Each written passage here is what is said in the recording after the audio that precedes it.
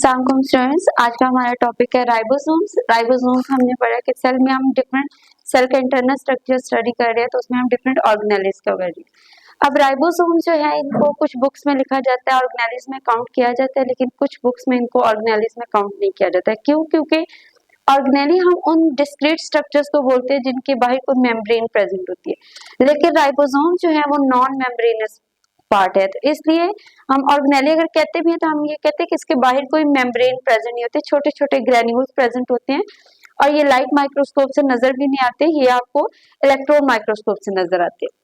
अब क्योंकि ये इनके अंदर मेम्ब्रेन नहीं है तो इसलिए ये प्रोकैरियोट्स में भी होते हैं और यूकैरियोट्स में भी होते हैं।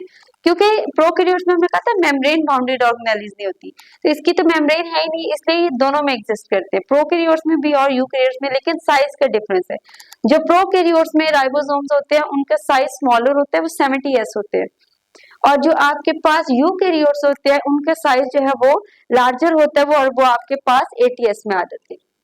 अब अगर इसकी कंपोजिशन देखी जाए कि ये किसके बने हुए होते हैं राइबोसोम्स, तो राइबोसोम जो है वो equal amount of ribosomal RNA and protein से बने होते हैं। आरएनए के आपके पास 3 टाइप्स होती हैं, messenger RNA, ribosomal RNA and transfer RNA.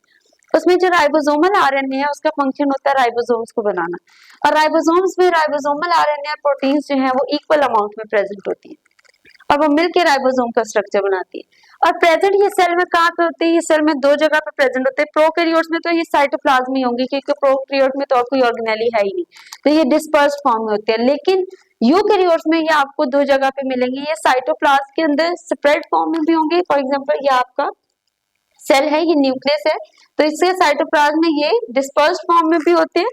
और प्लस जो आपने पढ़ी है, लास्ट ऑर्गेनेली पढ़ी है ER, उसके ऊपर सरफेस के ऊपर भी अटैच फॉर्म होते हैं, तो 2 जगह पे एग्जिस्ट करते हैं। तो अगर हम इसका स्ट्रक्चर देखें तो राइबोसोम्स के स्ट्रक्चर में 2 पार्ट्स हो जाते हैं, एक हम कहते हैं लार्जर सब यूनिट एंड दूसरा हमारे पास स्मॉलर सब यूनिट। ये दोनों आपस में ज्वाइन होते हैं और ये फंक्शन परफॉर्म करते हैं। अब जब ये फंक्शन परफॉर्म नहीं कर रहे होते तो उस टाइम पे लार्जर और सब जो स्मॉलर सब यूनिट है ये एक दूसरे से सेपरेट होते हैं। ये सब तब आके ज्वाइन होंगे जब इन्होंने प्रोटीन सिंथेसिस जो इनका फंक्शन है वो परफॉर्म करना है। तो इनका फंक्शन क्या है? बेसिकली सेल में जितनी भी प्रोटीन्स बन रही है, चाहे वो एक्सटीरियर या एंडोजीनियस प्रोटीन्स हैं, जो भी प्रोटीन सेल बनाएगा वो सारी की सारी प्रोटीन्स राइबोसोम्स का प्राइमरी बेसिक फंक्शन ही प्रोटीन सिंथेसिस है।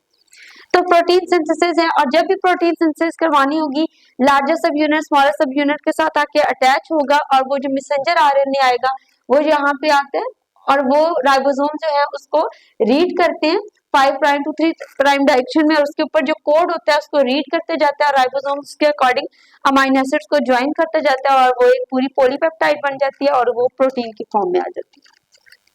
अब जब हमारे पास प्रोटीन बन जाती है तो अब जो नेक्स्ट ऑर्गेनेली हमारे पास वो इसके साथ लिंक है, जो कि है गोल्जी कॉम्प्लेक्स। अब गोल्जी कॉम्प्लेक्स, इसको गोल्जी अपरेटस भी बोलते हैं। अब गोल्जी वर्ड क्यों लगा हुआ है कि इसको जो डिस्कवर किया था जिस साइंटिस्ट ने उसका नाम था कैमिलो गोल्जी, इस वजह से इसको हम गोल्जी कॉम्प्लेक्स बोलते हैं। अब ये सिर्फ यूकैरियोट्स में, क्योंकि ये membrane bounded single membrane present होते हैं लेकिन मेम्ब्रेन बाउंडेड ऑर्गेनेली है, तो इसलिए प्रोकैरियोट्स में एब्सेंट होती है और ये सिर्फ यूकैरियोट्स में प्रेजेंट होती है।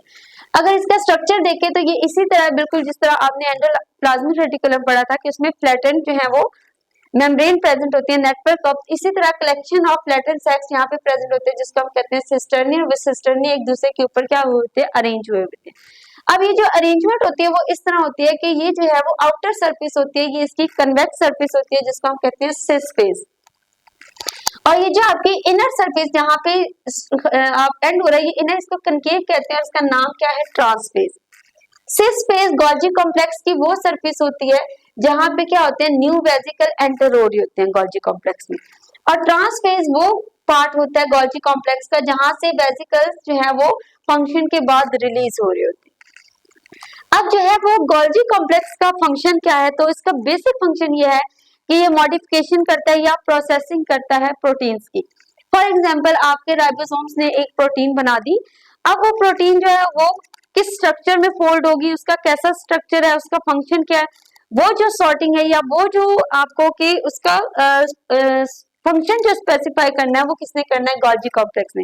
ये ऐसे ही है जैसे आपको कि कोई फैक्ट्री है, उसने कोई चीज बनाई है, कोई कैंडीज वाली फैक्ट्री थी, उसने कोई कैंडीज बनाई है, तो उसको एक्सपोर्ट करने से पहले वो उसको क्या करेंगे, उसके ऊपर टैगिंग करेंगे, उसको टैग लगाएंगे और उसके अकॉर्डिंग फिर उसको वो ट्रांसपोर्ट करेंगे। तो ये प्रोटीन जब भी बन जाती है तो उसको मॉडिफाई करके उसको टैग करने का काम जो होता है वो किसका होता है, गोल्जी कॉम्प्लेक्स। तो इसलिए जो भी प्रोटीन राइबोसोम्स बनाएगा वो मॉडिफिकेशन के लिए किसके पास आएगी, गोल्जी कॉम्प्लेक्स के पास आएगी। गोल्जी कॉम्प्लेक्स फिर जो है उसके सीक्वेंस के अकॉर्डिंग उसके स्ट्रक्चर को क्या करेगा, मॉडिफाई करेगा। अब वो डिपेंड करता है कि वो कौन सी प्रोटीन थी, तो वो अगर उसका सेकेंडरी स्ट्रक्चर है या टर्शियरी स्ट्रक्चर है या क्वाaternary स्ट्रक्चर है तो उसमें उसको स्पेसिफिक स्ट्रक्चर में क्या कर देगी, फोल्ड कर देगी। इसके अलावा जो गोल्जी कॉम्प्लेक्स के फंक्शन है कि बहुत सारी सेल के अंदर ऑर्गेनेलिस भी ऐसी हैं जो गोल्जी कॉम्प्लेक्स बना रहता है। फॉर एग्जांपल जो आपको के लाइसोसोम है, पेरोक्सिसोम्स है, ग्लाइऑक्सिसोम्स है, ये ऐसी ऑर्गेनेलिस है जो गोल्जी कॉम्प्लेक्स बना के सेल में भेज रहा होता है। तो ऑर्गेनेलिस बनाने के काम भी है। इसके अलावा प्लांट्स में अगर इसके फंक्शन देखें तो प्लांट्स में ये जो आपको पता है कि सेल मेम्ब्रेन है, उसके बाद प्लांट्स क्या है, सेल वॉल प्रेजेंट होती है। अब सेल वॉल जब भी नया सेल बनेगा तो उसके बाद न्यू सेल वॉल बनानी पड़ेगी। तो न्यू सेल वॉल बनाने के लिए जो मटेरियल आएगा वो कौन प्रोवाइड करेगा, वो गोल्जी कॉम्प्लेक्स क्रिएट करेगा। वो गोल्जी कॉम्प्लेक्स वो सारा मटेरियल सिंथेसाइज करेगा, जैसे सेलुलोज फाइबर है या डिफरेंट मटेरियल है, वो सिंथेसाइज करके वो उसको सेल से बाहर सिक्रीट कर देगा और सेल मेम्ब्रेन के बाहर जो वो लेयर बनने लग जाएगी जिसको फिर हम सेल वॉल कहेंगे। इसके अलावा जो है गोल्जी कॉम्प्लेक्स का प्लांट्स में ये भी फंक्शन है कि सेल डिवीजन में भी इन्वॉल्व होता है। आपने जब सेल साइकिल पढ़ेंगे तो हम कहते हैं कि जब सेल जो है वो डिवाइड होने लग जाता है तो सेंटर में ये गोल्जी कॉम्प्लेक्स जो वेसिकल रिलीज करता है, वो वेसिकल जो है वो सेंटर में आके इस तरह अरेंज होने लग जाते हैं। इसकी वजह से अब देखो सेल जो है वो 2 कंप्लीट कंपार्टमेंट्स में डिवाइड हो गया।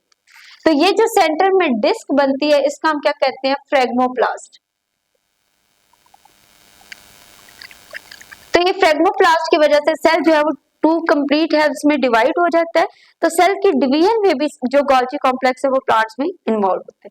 तो ये बेसिक ओवरऑल हमारा फंक्शन था जिसमें हमने गोल्जी कॉम्प्लेक्स का स्ट्रक्चर पढ़ा और उसमें हमने उसके फंक्शंस पढ़े।